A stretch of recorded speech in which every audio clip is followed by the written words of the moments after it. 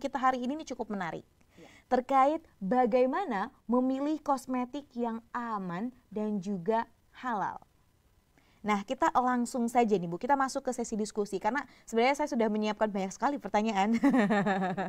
Karena kalau wanita nih biasanya banyak banget pertanyaan, apalagi tentang kosmetik ataupun dunia-dunia kecantikan lah ya Bu ya. Nah, sebenarnya selaku apoteker nih Bu ya, dan juga memang yang dipakarnya nih terkait dengan kehalalan sebuah kosmetik. Bagaimana pandangan Ibu nih terhadap adanya kosmetik ilegal yang ternyata tidak bersertifikasi halal? Ya. Terima kasih pertanyaannya Mbak. Memang kita sayangkan sekali ya, karena kosmetik ini kan sebetulnya cakupan kosmetik itu tidak hanya skincare. Kadang kita berpikir bahwa kosmetik itu kemudian hanya skincare atau misalnya hanya dekoratif gitu ya, taruhlah lipstick, maskara gitu ya, bedak atau blush on dan sebagainya. Tapi sebetulnya itu juga termasuk pembersih gitu ya. Pembersih itu artinya sabun, sampo juga termasuk dalam kosmetik. Nah, sebetulnya disayangkan sekali kalau kosmetik yang kita gunakan itu ternyata kosmetik ilegal. Tapi sebetulnya kita sebagai ilegal.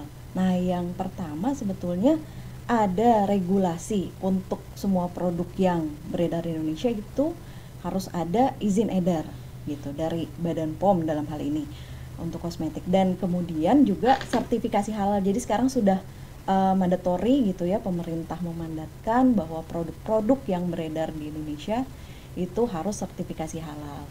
Nah, kenapa kemudian masyarakat itu harus concern?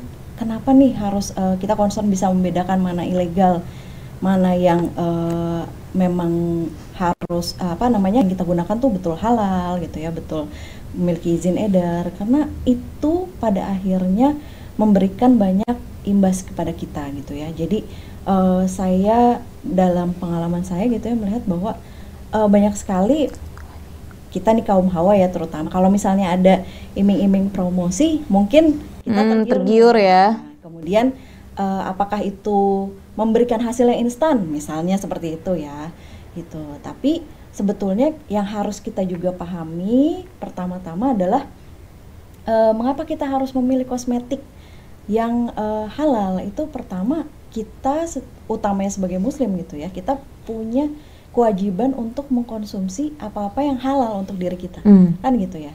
Jadi dalam Al-Quran itu jelas di Al-Baqarah ayat 168 bahwa memang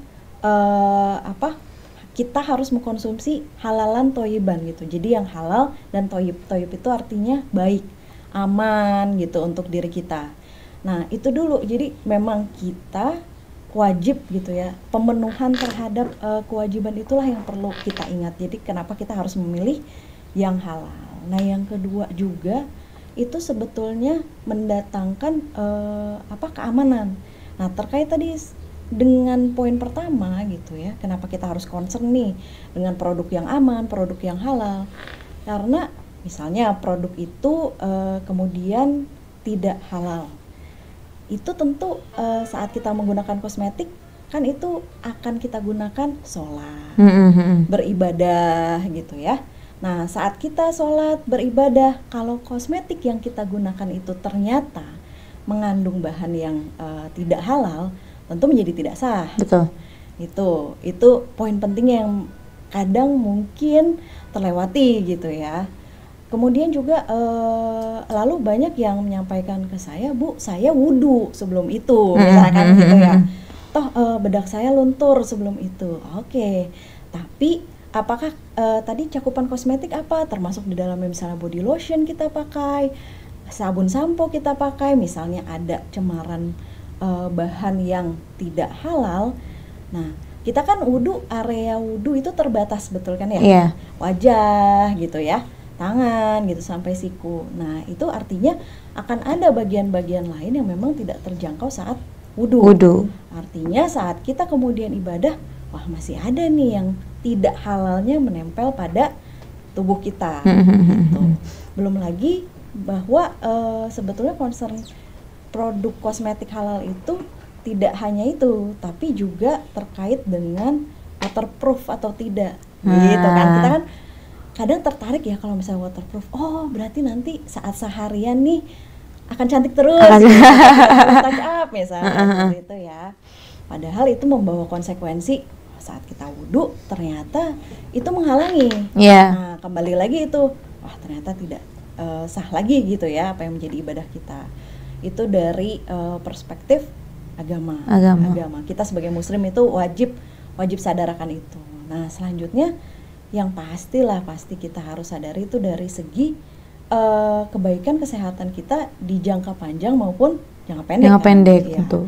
Gitu, apalagi kalau yang memberikan impact di jangka pendek pun sudah kelihatan gitu. Ada beberapa yang memang sebetulnya di awal-awal memberikan efek, wah langsung glowing nih gitu. Tapi setelah itu ada efek, ada bahan-bahan kimia yang memberikan efek, kemudian dia hiperpigmentasi gitu. Jadi setelah itu merah atau dia malah kehitaman. Dan itu ada bahan-bahan yang dilarang oleh Badan POM karena dia juga setelah itu irreversible, jadi tidak bisa kemudian ditreatment untuk kulit kita tuh kembali seperti lagi semula gitu kan.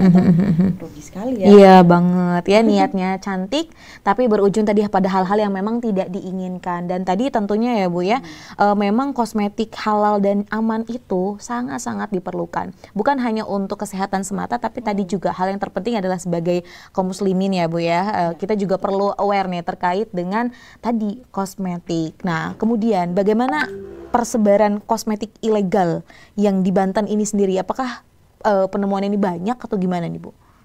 Nah betul Mbak, jadi kalau misalnya sebarannya sendiri ya, saya membaca ini dilansir dari Badan POM gitu ya, di tahun 2015 sebetulnya Provinsi Banten tuh cukup tinggi temuannya jadi report terakhir itu di 2015 sebetulnya area yang red zone gitu ya. Jadi mungkin juga terkait dengan wilayah Banten yang provinsinya luas juga ya gitu, dan banyak beberapa kota besar. Nah itu temuannya cukup banyak, nilai keekonomiannya pun besar. Nah tapi semoga udah turun gitu ya dengan beberapa temuan dari aparat. Dan tapi yang perlu kita highlight di sini sebetulnya adalah kita selaku konsumen gitu, harusnya kita aware di mana nih sebarannya gitu kan ya.